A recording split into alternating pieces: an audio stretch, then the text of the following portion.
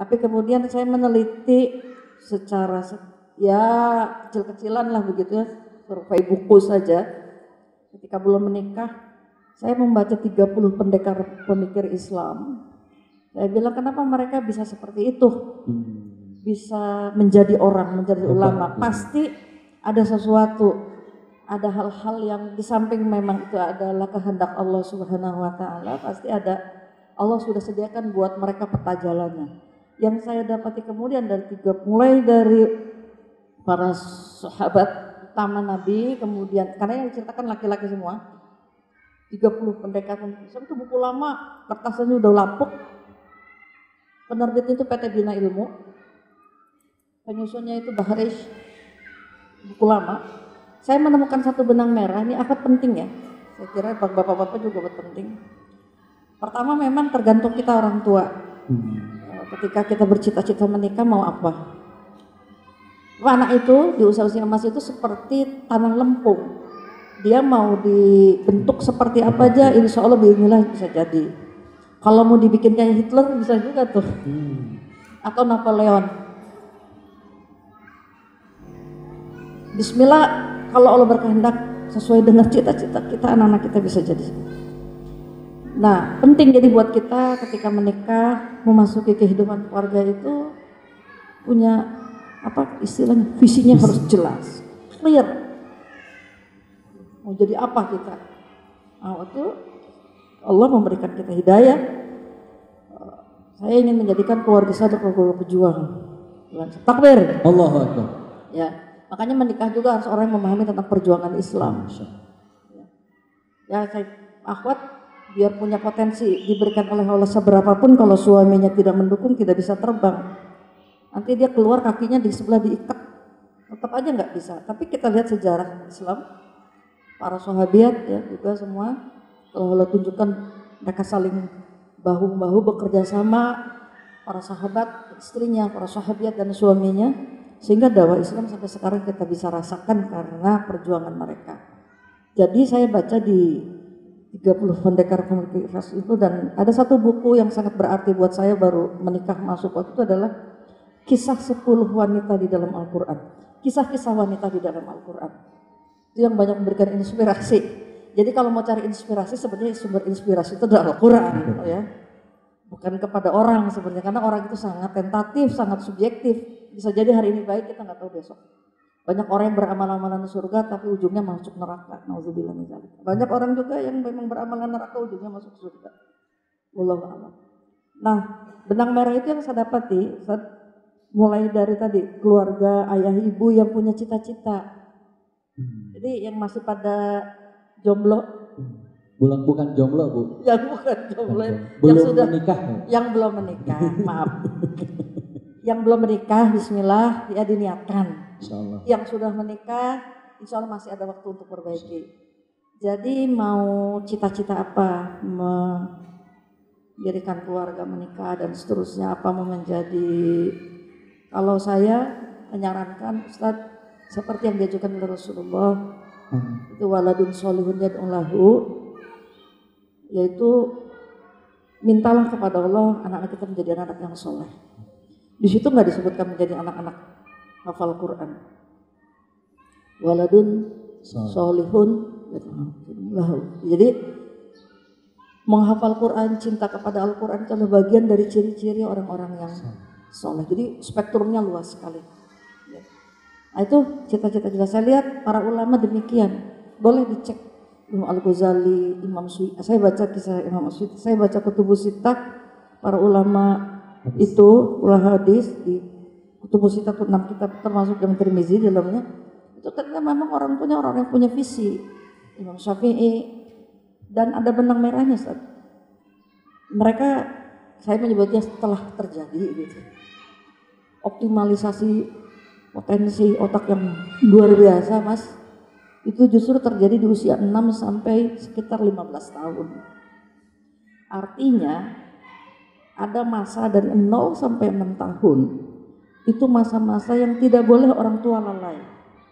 Saya baru nyambung kenapa misalnya Allah memerintahkan kepada kita ibu-ibu menyusui anak selama 2 tahun penuh.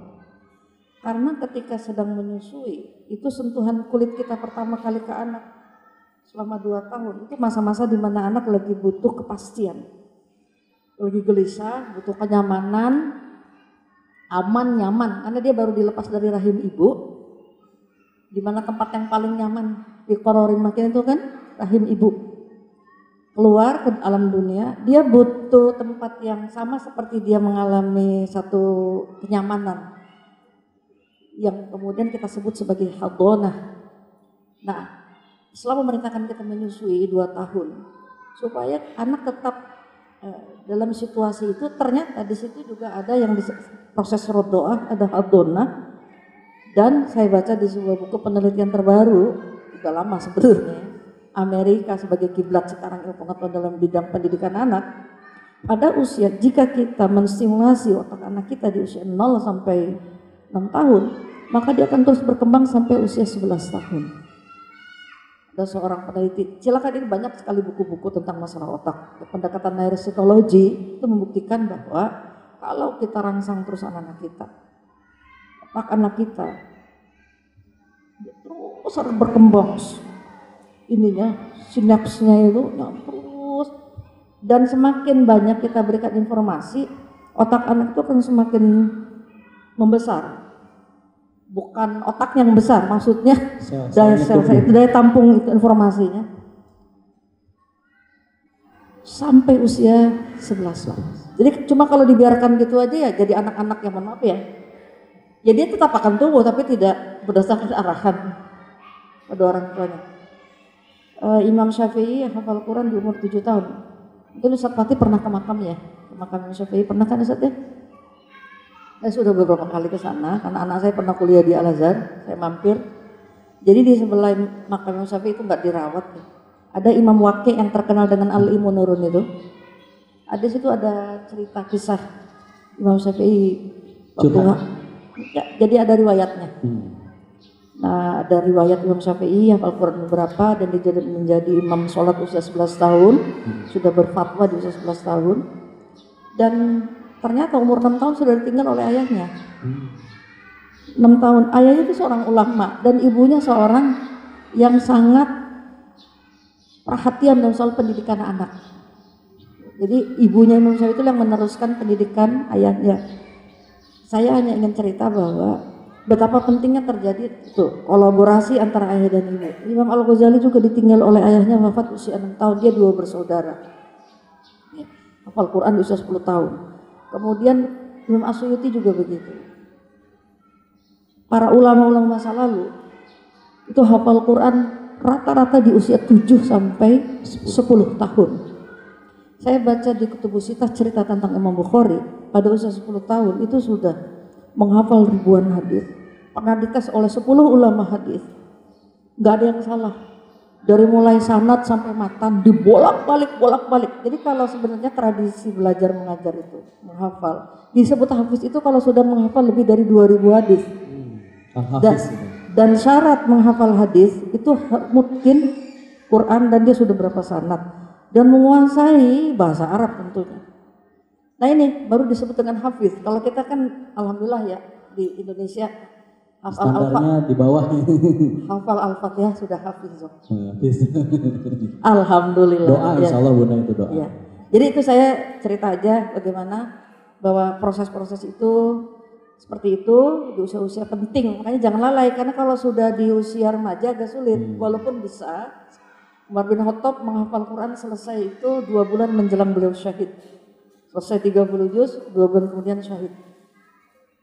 Kita semua pada intinya Bapak Ibu, Iwan Akhwat yang saya cintai, tanamkanlah sejak dini kecintaan kita kepada Al-Quran pada keluarga kita, pada kita. So dia akan terus berkembang dan jangan jauh-jauh dari Al-Quran. Ya. Soalnya di majelis Quran kita bangun Indonesia, keluarga Indonesia berbasis Al-Quran. Setuju? Setuju insya Allah. Harus dimulai dengan diri kita mencintai Al-Quran. Insya Allah dari saya itu saja. Sudah 11 lewat.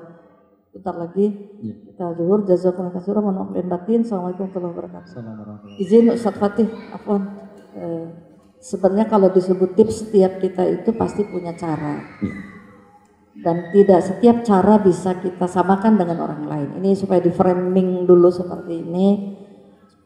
Bukan tanpa sebab saya bicara gitu, karena sudah berapa kali saya bicara, semua banyak yang mengatakan nggak bisa Bu Wiwi dengan saya disamain. Cuma ingat prinsip-prinsip umumnya saja. Saya kira gitu. Yang pertama, amalkan nasihat Imam Syafi'i. Imam Syafi'i itu menasihati kita, Ustaz Afwan,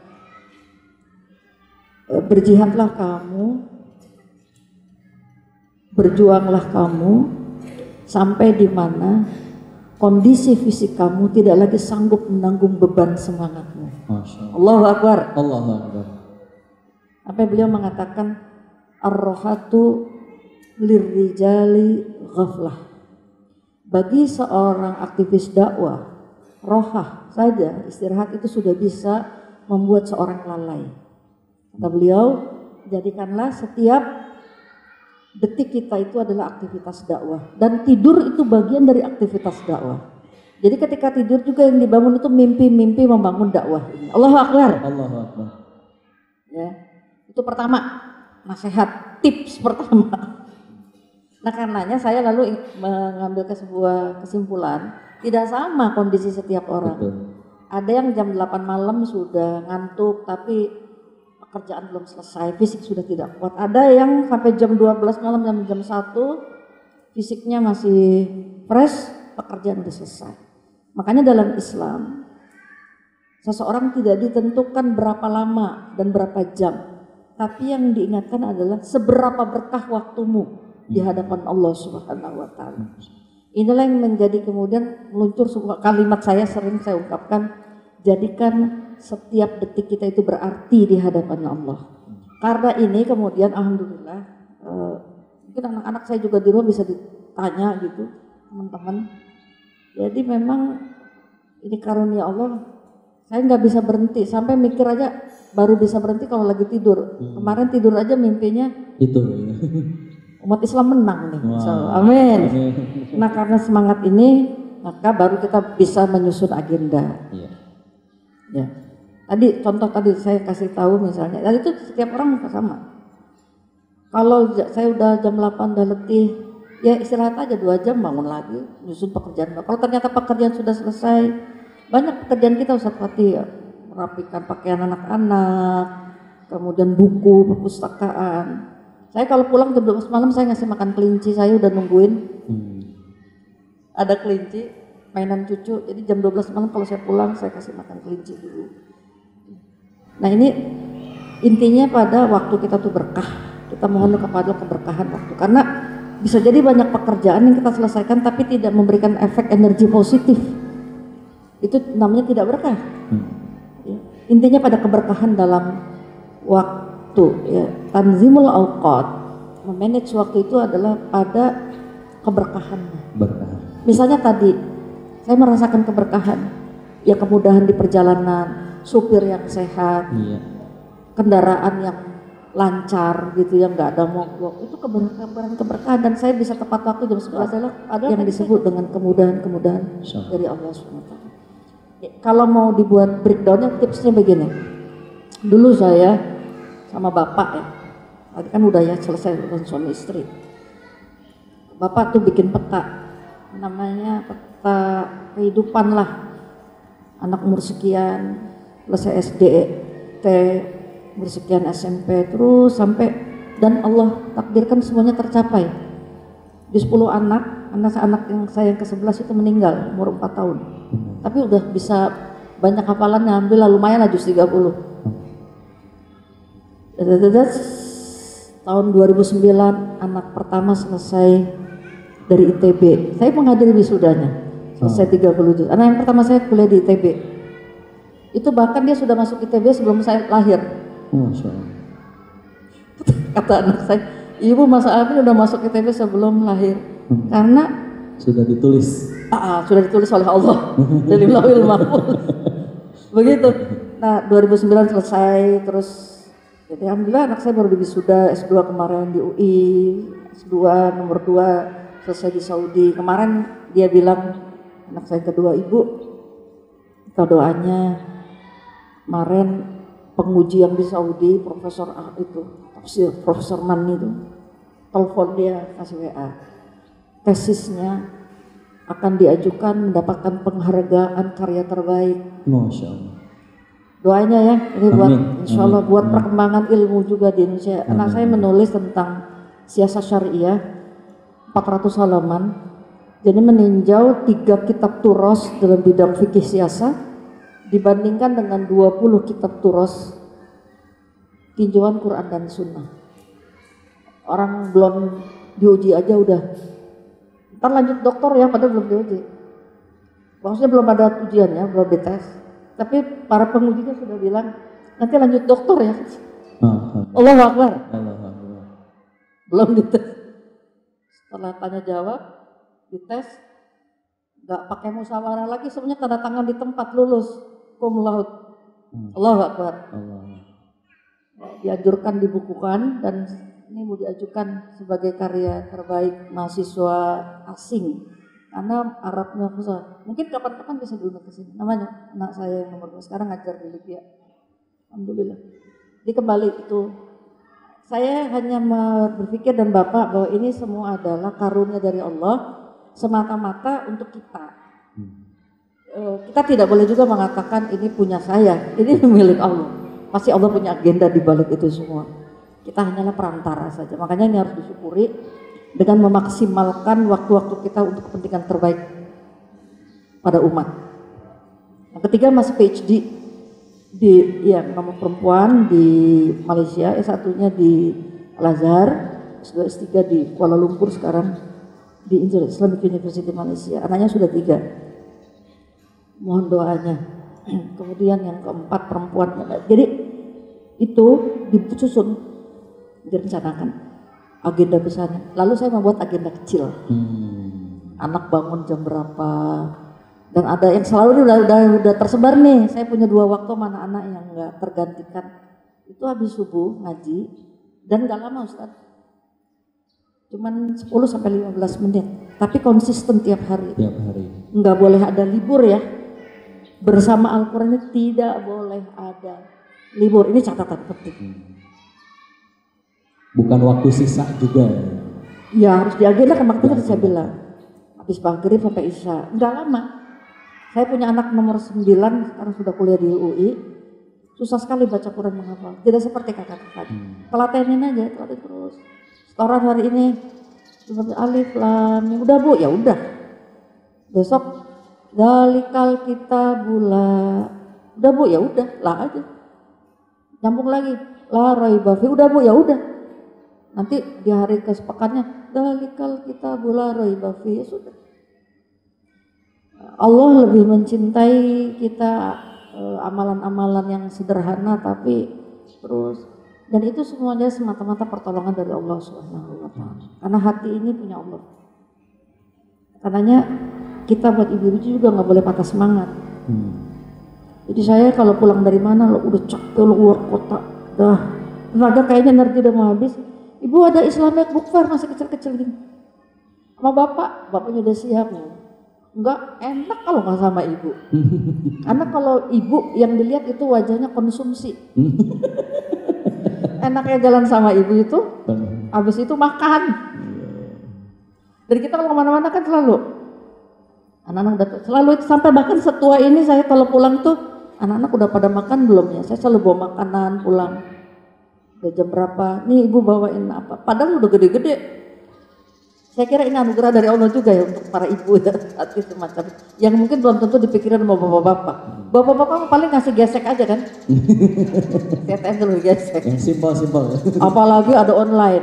Udah pesan online ntar bapak yang bayar pakai gesek. Kalau ibu kan enggak. Masak-masak sendiri. Saya sekarang masih suka masak.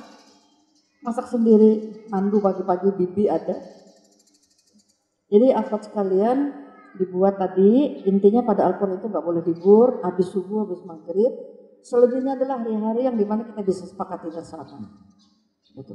Jangan lupa digendakan sebulan sekali ke toko buku. Kemudian jadikan rumah perpustakaan. Sudut-sudut rumah itu kalau bisa rumah itu adalah perpustakaan. Maksud saya jadikan rumah kita juga adalah majelis ilmu. Hmm.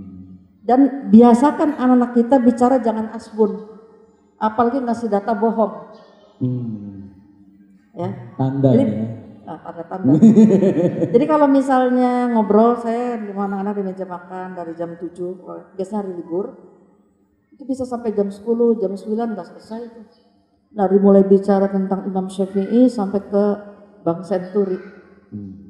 Kalau nggak bisa jawab, biasanya kita cari referensi. Di rumah sampai sekarang alhamdulillah masih kita rawat, kami rawat. Bahkan sekarang buku itu udah pindah ke kamar-kamar karena udah nggak muat perpustakaan. Mungkin sudah lebih dari 5.000 buku kali. Jadi kita terbiasa untuk bicara itu, mohon maaf ya, Dengan data. jangan ya artinya harus apa dalilnya, apa perintahnya, karena beramal itu harus berdasarkan ilmu.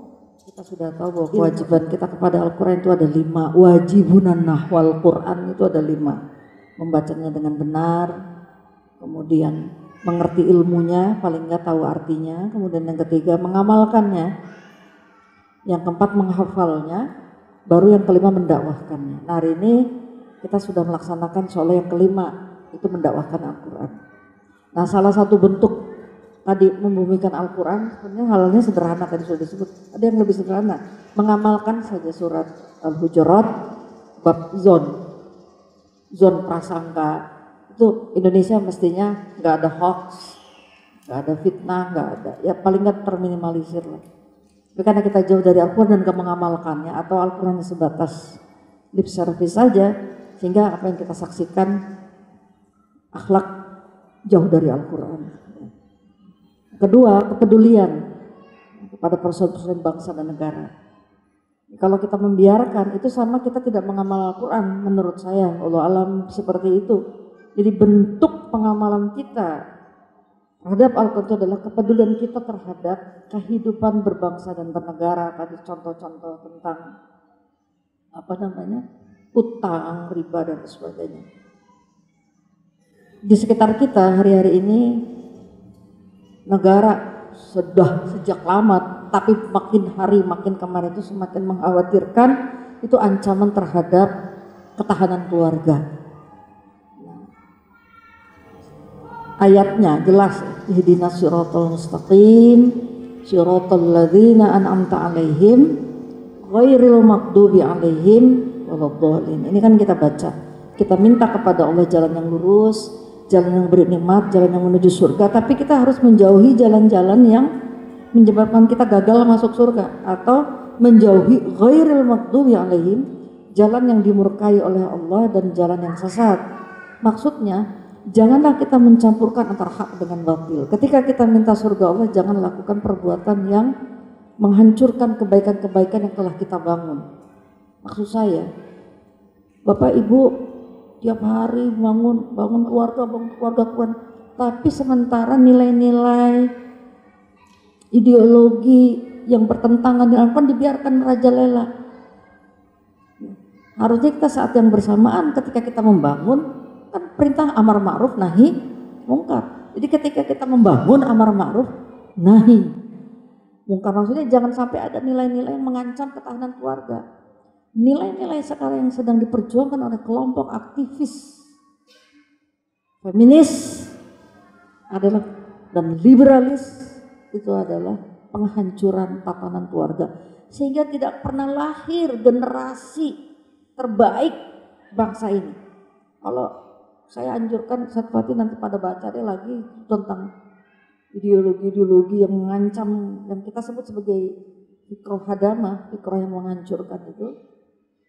Jadi sekarang sedang diperjuangkan sebuah rancangan undang-undang yang naskah akademiknya ruhnya. Jadi kalau membaca undang-undang itu, lihat naskah akademik itulah yang menjadi ruh daripada sebuah undang-undang. Itu membangkitkan kemarahan kaum perempuan terhadap segala hal saja, bukan hanya kepada laki-laki, menyangkut tubuh mereka. Jadi my body is mine, ini punya saya, gak boleh ada yang ngatur. Jadi kalau ada seorang suami nyolek istrinya, istri yang gak setuju, itu disebut kekerasan seksual dan diancam. Kalau ada dulu itu waktu KDRT itu disebut delik delik umum. Oh, delik umum siapapun yang menyaksikan bisa dituntut suami. Itu udah dikunci dengan delik aduan. Jadi kalau nggak ada yang ngadukan, nggak diperkarakan. Nah, sekarang masuk lagi, udah dapet itu, sekarang masuk lagi ke cakupannya lebih luas, marital rape. Jika seorang suami berkebutuhan dengan istrinya lagi nggak mau misalnya itu, tapi suami tetap melakukan penetrasi seksual, itu disebut sebagai perkosaan dalam rumah tangga. Dan kalau istri nggak suka bisa menuntut suaminya di penjara 5 tahun. Mereka maunya suami pada di penjara. Jadi kalau suami di penjara, rumah tangga goyang, perempuan-perempuan, anak-anak kehilangan ayah dan ibunya, nggak ada lagi, siapa yang mau ngasuh mereka? Anak-anak nanti nggak ada yang merawat mereka, terlantar. Jadi pinginnya rumah tangga tuh goyah aja. Jadi maunya tuh nuntut, termasuk seorang tua yang ingin memakaikan anak perempuannya pakaian, anaknya misalnya nggak mau, kalau masih kita pakai, itu disebut kekerasan seksual yang diancam orang tuanya juga dengan ancaman pidana 1 sampai bisa 5 tahun. Berapa banyak orang tua yang dipidana? Kita mohon maaf ya, waktu saya ikut mengawal beberapa perundang-undangan dulu sebelum jadi anggota DPR, pernah mengawal beberapa. Salah satunya yang saya kawal itu adalah ikut mengawal Sisdiknas, undang-undang. Itu hanya satu pasal pendidikan agama. Kalau nggak dikepung DPR, habis umat. Nanti nggak boleh lagi ada pendidikan. Jadi gini, pasal itu bunyinya, hendaknya setiap lembaga pendidikan menyediakan guru agama bagi anak didiknya. Lembaga-lembaga mereka nggak mau. Ya dong, orang tujuan. Tapi kata Pak Din Samsudin hari itu, kalau ada di sekolah-sekolah Muhammadiyah yang agamanya selain agama Islam, kami sediakan guru-guru agama sesuai mereka. Ribut itu. Alhamdulillah 1 juta umat turun. Negara kita negara hukum. Seperti inilah kondisi yang harus kita lewati. Kita nggak boleh apatis, nggak boleh nggak peduli. Kalau nggak mengancam kepada anak-anak kita. Sekarang HIV/AIDS sudah berapa juta yang kena. Pengikut LGBT sekarang sudah hampir 2 juta orang. Dan mereka pengen legal mendapat pengakuan. Jadi kita nggak bisa bilang itu nggak boleh, nggak sesuai dengan Pancasila. Orang secara undang-undang boleh kok. Apa itu kita mau biarkan? Enggak juga, maka harus diperjuangkan, ditolak. Bantu orang-orang yang sedang berjuang mereka untuk justru pembelaan kepada umat atas nama hukum dan perundang-undangan. Dan wilayah itu adanya di politik. Itu salah satu bentuk pengamalan kepada kepedulian kita membumikan Al-Quran. Jadi jangan seperti membangun istana pasir di tepi laut. Udah kita bangun indah, habis diterpa gelombang badai. Ibu bangun anaknya cinta Quran tiap hari, tapi sebelah temannya menyebarkan HIV/AIDS, nauzubillahi. Mau seperti itu? Ibu udah bina bagus, tapi tetangga kita melegalkan pernikahan sesama jenis. Mau? Nauzubillah. Kan Rasulullah menuliskan mengancam. Kalau ada orang berzina di sekitar kita, 40 tetangganya ikut menanggung dosa. Jadi jauh gitu akhlak Quran itu. Kalau kita udah tiap hari ngaji ngapalin Quran, nggak peduli dengan lingkungan sosial, nggak boleh. Islam itu intinya sebenarnya Islam itu adalah akhlak mulia. Akhlak mulia itu bukan cuma di mulut, tapi juga di praktek. Baik, itu saja informasi tambahan Bapak Ibu. Mohon maaf lahir batin. Mari kita peduli, kita eratkan ukhuwah persatuan umat ini. Kita dukung orang-orang yang sedang berjuang di jalan Allah, dan ibu-ibu yang memang sibuk dengan masih pendidikan anak, saya titip. Jadi saya kok kemana-mana ketemu siapa aja saya titip anak-anak gitu, karena mereka yang akan meneruskan dan mewariskan negeri ini. Allahu Akbar.